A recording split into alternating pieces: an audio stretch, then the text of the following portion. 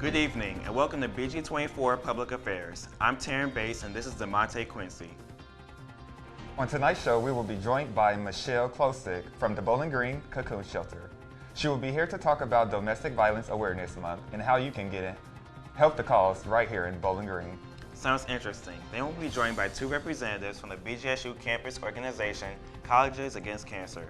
They will be here to tell us about the org and how you can get involved. But it doesn't stop there. We will also be joined by two representatives from the Center of Leadership at BGSU. They will be here to talk about what the center does and everything it is offering students this semester. Then after that, we'll be sitting down and shining light about everything happening in the world of pop culture. But it all happens after the break. Stay tuned.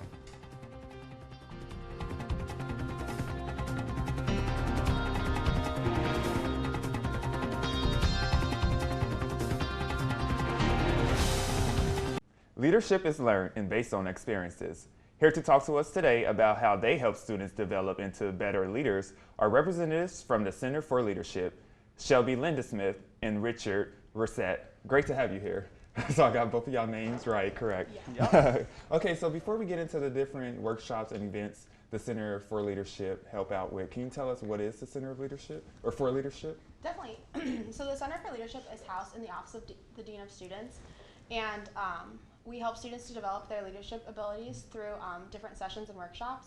And we have a leadership workshop series, and also a lot of other different series. And we also have student leadership assistants available to request. And that's what we are. We are student leadership assistants. Speaking of student leadership assistants, how do they get involved? How do you become a student leadership assistant?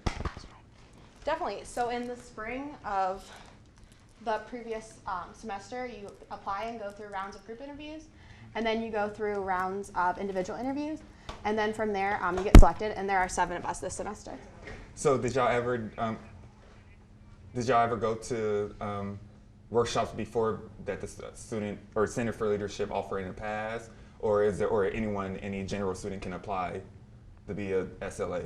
Definitely, any student can apply, but I know for myself, and I believe Richie, we have both attended many Center for Leadership events previous to becoming SLAs. Okay, speaking of the events that the Center for Leadership offer, can you tell us about the Inclusive Leadership Certificate?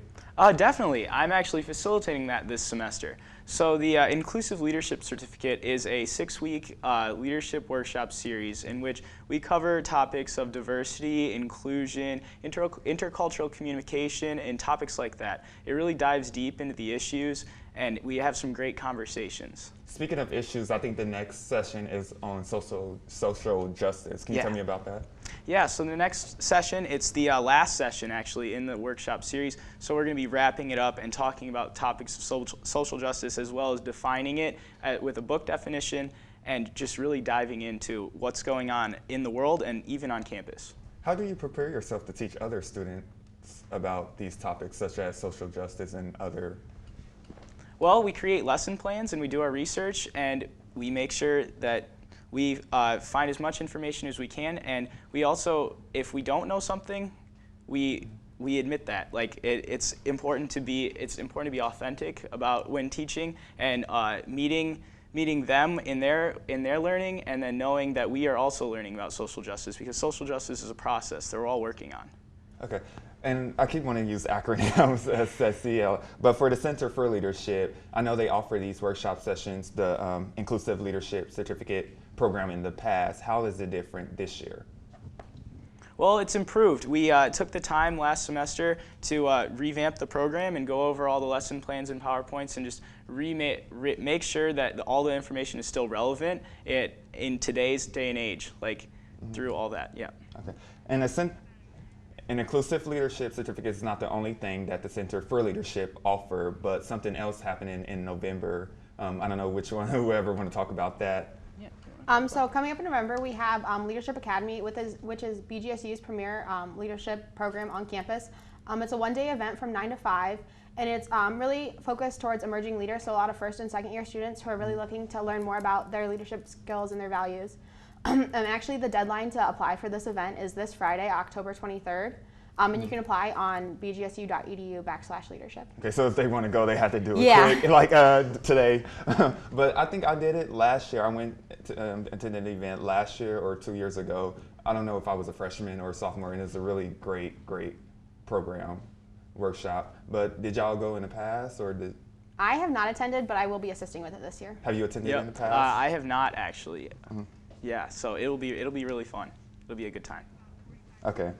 So what are your personal philosophies? The next session of the Inclusive Leadership Certificate is social justice. What are your philosophy on social justice?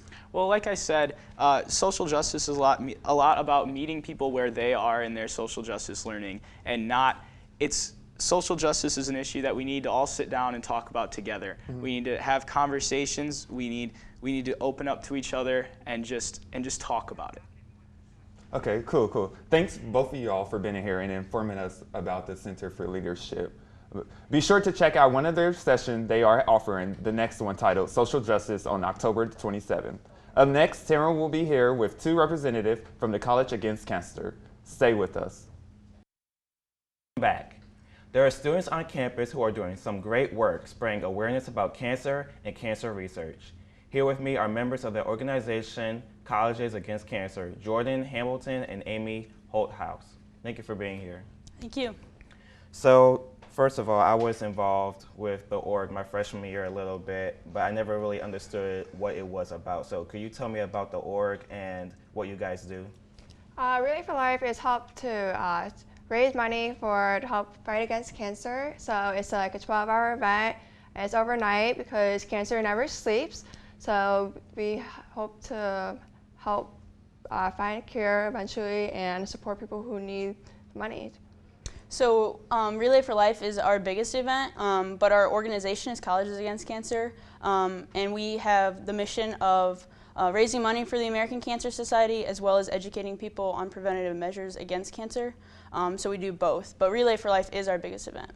So I know that Colleges Against Cancer isn't just exclusive to BG. I know that there are a lot of orgs around the country. So when did it get started in BG? Honestly, I don't know the year, but it has been around for a long time here on BG's campus.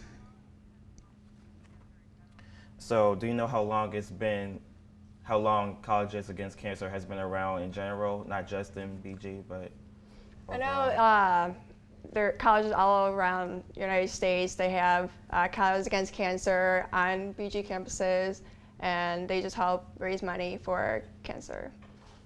So what goes on during a meeting? What do you guys talk about? And yeah, just what goes on during a typical meeting? So we have committee meetings for everyone in Colleges Against Cancer once a week, and then right now we have team meetings for all teams participating, and those are now going on every week as well. But our committee meetings, we each have individual tasks that we do, so we work to collaborate with each other to make sure we're all on the same page, and just inform everyone of where we're at in the process of planning for the event. Right now it's mainly about Relay. But we have other events going on that we talk about as well. And how important do you think it is educating college students about cancer and how it affects their families and themselves? I am personally the public relations chair, so I help. I post about like awareness, like what what cancer is awareness of that month. I put in facts about the cancer, how common it is, and I think it's really important to people to know like how common it is, and everybody knows someone with cancer. Right. So Relay for Life is coming up, and it's a big event. I went my freshman year. So what do you guys have going on this year? So this year it is November 13th, which is a Friday night. It's from 8 p.m. to 8 a.m. And so one thing that we do at every Relay for Life is we have a survivor and caregiver dinner, and that's actually what I'm in charge of this year. So that's going to start at 6:30 p.m. and that's for all survivors and caregivers. But the theme this year for Relay is a carnival theme. Okay. So there's plenty of events going on related to that. A lot of games. I know there's an act that's juggling, and we have a lot of BG's talents, the groups on campus that are coming. What groups do you think are going to be coming this year? Do you have planned? I know that some of the singing groups on campus are going to be there, and one of my friends is actually juggling, and I know that they're doing Zumba again late in the night to keep people energized. So. Cool. So how can students sign up to get involved with Relay for Life? There's a website, relayforlife.org, then slash like BGSU, or you can just Google it, Relay for Life, BGSU. It's pretty easy. You just sign up. It says sign up button. It says join a team. You can join a team, or it can be yourself. It's pretty simple. We have like all social media that you can find. Like you can look up on Facebook, we're there. Twitter, Instagram, we're there. Have all the information of how to sign up. That's cool. Well, thank you, Lace, for being here again. For more information on Colleges Against Cancer and their upcoming event, you can visit their Facebook page at Relay for Life at BGSU. Coming up, Ejante will be here with the Executive Director and CEO of the Bowling Green Cocoon Shelter. Stay tuned. Domestic violence is a topic that is rarely talked about, but the month of October is Domestic Violence Awareness Month, where advocates everywhere are trying their best to talk about the issue. Tonight we have Michelle from the Bowling Green Cocoon Shelter. It's great to have you here. It's great to be here, thank you. Okay, so let's just dive into it. So October is Domestic Violence Awareness Month, and I feel like a lot of people don't know a true definition for that, so Right. Can you give me one? First of all, domestic violence can happen to anybody. It's and it's a pattern, so it happens over time, repeatedly, and it's not just physical, it's emotional. It involves isolation, control. If you're in a relationship and it seems like somebody owns you and they're trying to control every aspect of your behavior, that's a warning sign that you may be vulnerable for that pattern to escalate. So what are other warning signs that people can deal with, and how can people take that initiative to see, am I in an abusive relationship? What is going on in my life? If there are things that are controlling, intimidating, put downs, things that you don't feel like you have your own voice, and to know that if you're dating someone, you don't have to be married. You can be dating someone, you can be a teenager, and it can be happening to you. If you don't have your own voice and your choices aren't as valued as the other person in the relationship, if you're in a same-sex relationship, it can happen in any relationship, and those are warning signs to say, hey, there may be something going on here. Maybe I could just talk to somebody about if I should be concerned. So it is more than just physical. Absolutely. Oftentimes, people don't think they're experiencing domestic violence because they haven't experienced physical abuse. They haven't been hit, but all of their friends are taken away from them. They can't contact their family. They don't have control over their money. Their kids are being used to control them. They are put down all the time about their choices. Those kinds of things are all really huge warning signs. Right. So with this month being Domestic Violence Awareness Month, the ribbon color is purple. Do you know anything about that? It's a color that goes back to women's rights, and honestly, I don't know the whole history of the purple with domestic violence, but I know it's been connected to women's rights, and that domestic violence can happen to both men and women, but women tend to experience more lethal and higher, worse injury from domestic violence, and men tend to be the ones that commit more of the homicides in domestic violence, and so it's very connected to the vulnerability that women face. So is there a specific age group or a specific gender that is more victimized? Is it more common in women? Is it more common in men? Is there a specific age range that's most common in? So the age range from 18 to 40 is the most vulnerable. It's a pretty wide range. Yeah, right. There are two, under the Census Bureau, there are two categories in there, but those are the two that are the most vulnerable, broad categories. We have housed folks in our shelter that are older than, that are considered senior citizens, and so it can really happen across the lifespan as soon as someone is old enough to be in relationships. And a lot of folks who've been in relationships for a long time haven't shared because there's a lot of shame. And again, domestic violence can happen to anybody, and if you're experiencing those intimidation, control, any kind of abuse, put downs, whether you're a man or a woman, whether you're transgender, it can be happening to you, and please get help. Right. Women are more vulnerable to serious injury and homicide and it happens at a rate that's much higher to women Right. Historically. So a lot of people, I feel like because of the stigma of, you know, the shame of being a victim, a lot of people wonder, you know, why do people stay in these abusive relationships? So do you know, like, what is the purpose? Like, why do these people stay? Right. Do you know what? It's the wrong question. Yeah. It's a really important issue, and I so appreciate you bringing it up. But the question we should ask is, why doesn't an abuser stop the behavior? Exactly. And so we need to look at holding the person accountable who's doing the abuse. And if you're in a relationship with someone and they're texting you 300 times a day, they're telling you that no one's going to believe you if you try to get help, that if you try to get help, you're going to lose your kids, you're going to lose your job, people aren't going to be there to help you because you're not smart enough, you're not going to be able to survive economically, you start to believe those things, and your abuser's controlling you. And so the abuser isn't, somebody comes to shelter, they're still getting all those texts, they're still getting all those threats, they're going to leave shelter, and the accountability for the abuser is going to be so short that they're going to be having to deal with that again. So it crosses every aspect of someone's life, and that abuser isn't being held accountable. We look to survivors, but survivors are assessing their safety, and sometimes it's more dangerous to leave. That's when people get killed. You know, that's the most risky time. Right. In Wood County, domestic violence is the #1 cause of homicide. Exactly. Well, thank you so much for your awesome answers. And be sure to check out An Empty Place at the Table tomorrow night at Nazareth Hall in Grand Rapids. It'll be a great event, and be sure to get involved into it. Walk-ins are welcome. Walk-ins are definitely welcome. If you or anyone you know is in an abusive relationship, please seek help by calling the National Domestic Violence Hotline at 1-800-799-SAFE. Stay with us. Welcome back to BG24 News Public Affairs. In the hit movie Back to the Future Part 2, Marty McFly travels to October 21st, 2015.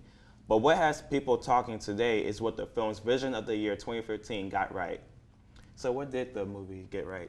Well, they had a bunch of different things, but I know like the hovercrafts are kind of right. Like we sort of have something like that, but it's not. And then I know like did they bring up the internet in it or not? I can't remember, but I know that's like one of the big ones, the Nike shoes that like automatically closes. Apparently Nike has brought out a statement that they are making those, but I mean, they're not here technically, but I know those are a few of the ones. Did you guys see anything else? No, BuzzFeed put out a video and of the things they didn't get right, and they did mention Nike, they did mention a hoverboard, and I just thought those are the two things I can remember from watching the video, and it was just interesting seeing. Like, I didn't even know, like, you know, but I mean, we are advanced, and we just haven't advanced that far yet. Right, well, we do have big screen TVs now. And, Yeah, we do. Video phones, we have Skype and things like that, and we also have hands-free video games. So Oh, I yeah, think, we do. I didn't even so think the of movie that. got some things right. Yeah, it definitely did. I think it's just so interesting that like, you know, in 2015, I just feel like it's so weird because this movie came out in like 1989, and I mean, it was still like, you know, like 20, almost half a century, but that's crazy, yeah. Switching gears, during Monday Night Football this week, the highly anticipated movie trailer for Star Wars The Force Awakens touched down, and it didn't take long for fans everywhere to take to social media and react to the trailer. Did the trailer break the internet on Monday night? I think it did. It did. More so probably yesterday, too. Yeah, it's been talked about all week, but I really think it was completely, everyone was talking about it. You go on Twitter, you saw the trailer, like people had it up already, and I think it looked great. I don't know what you guys thought. I'm a Star Wars fan, but I definitely think it's going to be awesome. I am not a Star Wars fan. Most movies that there's a huge fan base for, I'm not a fan of. But I did see the trailer, and from like, I guess a film background or something, it did look interesting. Like I want to go see it. Like I haven't seen a Star Wars movie all the way through, but this one, I mean, I probably don't know a lot about it, but this one is potentially I can go see it if I don't need to watch any prequels. Definitely. Well, I'm a fan of the movies. I've seen all 6 of them, but for some reason, I'm just not interested in seeing them. What? You don't think it looks good? Like, when they first announced that they were making one, I was like, oh, cool, another Star Wars movie. But then I'm like, I don't know. I'm not interested in watching. I don't know. I can't explain it. I'm just not invested like I used to be. Football and movie trailers weren't the only thing happening on Monday night. There was a lot going on in the world of music. Kanye West, Drake, and Adele each made headlines by releasing either new songs, new music videos, or new album titles that seemed to have the internet as lively as ever.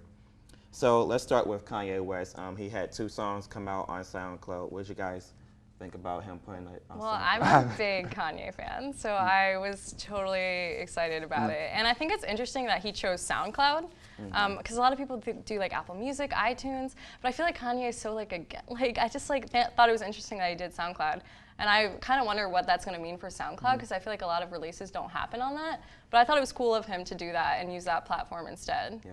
Did you get to, I know you listen to the music, Yeah. but like, what, I don't know, what is this song He about? did a Like, is it remix upbeat? of the Weeknd song, and then he did another song. I think it was a cover of something else, but they were both really good, and I really liked them. And I've only seen positive things. So Yeah, doing my research, I realized that these weren't actually new songs. So I was like, what is Kanye doing? Yeah. When's the album gonna come out? So I don't know what he has up his sleeve. yeah, it's always something though.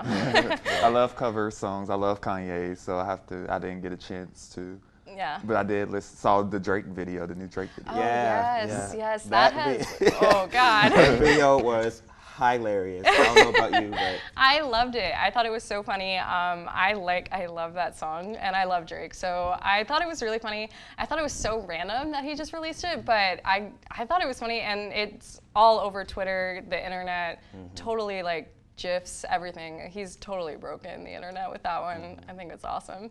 well, Adele is coming out with a new album. It's called 25. Not surprised. How about you? I'm not surprised it's called 25 since her last one was 21, right?